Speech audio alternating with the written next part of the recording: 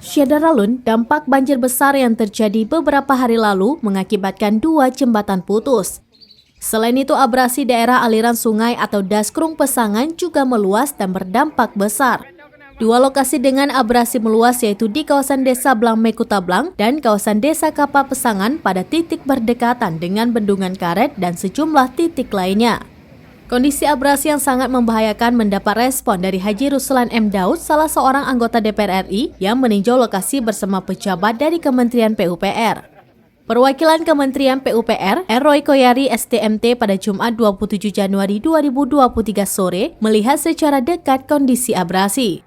Rombongan didampingi Kapolres Biren, AKBP Mike Hardi Wirapraja, Kajari Biren, Muhammad Farid Romdana, dan Dim 0111 Biren, Letkol Ade Munandar, Kadis Parkim Biren, Fadilite, Asisten 2 Setdakap Biren, Insinyur M. Jafar MM, dan sejumlah pejabat lainnya. Perwakilan PUPR langsung dibawa ke kawasan abrasi di Desa Blangme dan mendapat penjelasan dari perangkat desa setempat serta Haji Ruslan M. Daud. Kondisi banjir ini memang kami datang juga, selain kondisi ini juga memenuhi undangan dari Pak Ruslan Daud. Surat resmi kami datang juga mendampingi beliau secara resmi dari Kementerian PU dan Dirjen Sumber Daya Air.